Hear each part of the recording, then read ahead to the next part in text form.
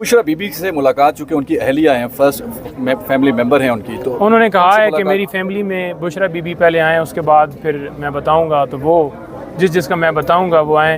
اور P T I کے حوالے سے انہوں نے بتایا کہ جو لیڈرز آ سکتے ہیں جن کو گرفتاری نہ ہو وہ بے شک ملنے کے لیے آئیں. اور کور کمیٹی کے حوالے سے انہوں نے بڑا اہم پیغام دیا ہے. انہوں نے کہا کہ جو کور کمیٹی ہے ہماری وہ فیصلے کرے گی، کوئی ایک فرد فیصلے نہیں کرے گا، اور میری اپروول کے بغیر کوئی فیصلہ نہیں ہوگا. لائرز آئیں، تم آؤ، ایک میسیج لے کے آئیں گے، مجھ سے پوچھیں گے کہ یہ ہم کرنے لگے ہیں، میں جو کہوں گا پھر اس کے مطابق ڈیسیژن کیا جائے گا. اب قانونی طور پہ آپ کو کچھ لگا کہ خان صاحب پہ کوئی تشدد کیا گیا ہے، یا ان کے چہرے سے یا ان کی باڈی لینگویج سے؟ کیونکہ وہ جگہ تو آپ کو تشدد جو ہے میں نے پوچھا نہیں ہے، لیکن تشدد ظاہری مجھے نہیں لگا، اور بالکل وہ فٹ تھے، ہنس رہے تھے. لیکن وہاں پر سب کو اس طرح سے انہوں نے جیل والوں کو کیا ہوا ہے، اوپر سے پریشر ہے کہ سارے ہی گھبرائے ہوئے ہیں، سارے ہی پریشان تھے، اور ہر بندہ ایک دوسرے کے ساتھ بات بھی نہیں کرتا تھا. بڑا کم بولتے تھے ہم سے بھی، کہ جیسے کوئی ایسی چیز نہ آ جائے کہ ہمیں نوکری سے نکالا جائے. تو اس طرح کا وہاں پر ماحول تھا.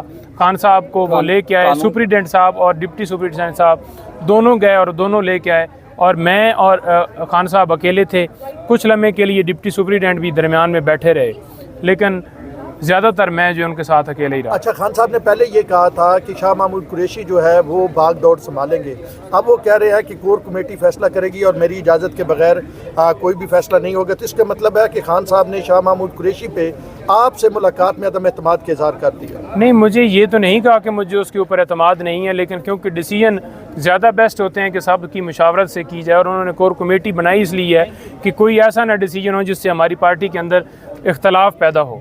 لیگل فرنٹ پہ آپ جا رہے ہیں ہائی کورٹ کے اندر، اور بیسیکلی تو ڈیسیژن پاور اپنے پاس رکھی ہے نا، کہ جیسے میں ڈیسیژن پہ کر رہا ہوں. لیڈرز گرفتار ہیں، ان کے حوالے سے بڑا زبردست جا کے انہیں کہنا ہے کہ میں آپ کو سلام پیش کرتا ہوں کہ جس طرح سے آپ ڈٹے ہوئے ہیں، جس طرح سے آپ کھڑے ہوئے ہیں، کمال کر دیا ہے آپ نے. اور ایک ایک کا نام لے کے جتنے بھی تھے. اور دوسرے نمبر پر انہوں نے یہ کہا کہ آئین کے مطابق پرامن احتجاج ہمارا حق ہے. یہ دوسری دفعہ میری جو ہے مجھے اغوا کیا گیا ہے، میرے گھر پر یہ تیسرا حملہ ہے. اور انہوں نے کہا کہ مجھے ڈی کلاس میں رکھ دیں، لیکن میں غلامی قبول نہیں کروں گا، میں ہر چیز کے لیے تیار ہوں.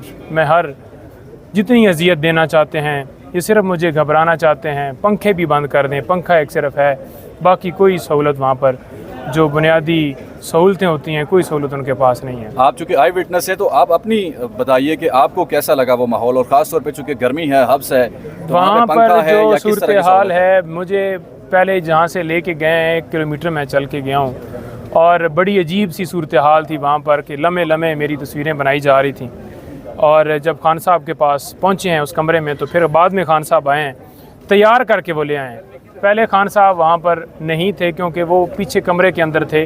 اس کمرے میں مجھے نہیں لے گئے، جان بوجھ کر مجھے اس جگہ پہ آ کے انہوں نے بلایا ہے، ملے ہیں کہ نعیم کو پتہ نہ چل سکے اور باہر جا کے بتانا تھا. تو انہوں نے خود پھر مجھے بتایا کہ بہت چھوٹا کمرہ ہے، بہت چھوٹا کمرہ ہے، اس کے اندر بہت ایک نماز پڑھنے کے لیے وہ بھی مجھے بڑی مشکل ہوتی ہے کہ ایک طرف میٹرس وغیرہ ہو اور دوسری طرف جو ہے نماز پڑھنی ہو، تو بھی میرے لیے بڑی مشکل ہو رہی ہے. کل 2 جگہوں پہ الیکشن تھا، اس عوامی ریفرینڈم نے اور وہاں کے احتجاج نے آپ کو بتا دیا آج عوام کس کے ساتھ کھڑی ہوئی ہے. ارسپیکٹو یہ فاشسٹ حکومت یہ چاہتی تھی کہ اس طرح کا لندن پلان امپلیمنٹ ہو، کہ اس طرح سے لیول پلینگ فیلڈ ہو جائے کہ عمران خان جیل میں ہو اور یہ سارے باہر کھلے پھرتے رہیں. اور اس سب کچھ کے باوجود کہ ہمارا ورکر آج اذیت میں مبتلا ہے، ہمارے ملک کے 2 صوبے غیر آئینی طریقے سے چلائے جا رہے ہیں، اور اس کے ساتھ ساتھ جی بی اور کشمیر جو کہ انتہائی سینسٹیو ایریاز ہیں، وہاں بھی غیر آئینی حکومتیں بنائی گئی لوٹاکریسی کے ذریعے. وہاں کی اکثریت کو اقلیت میں بدلا گیا اور اقلیت کو اقتدار دیا گیا جو کہ کسی طرح سے عوامی نمائندگی کا حق نہیں رکھتے.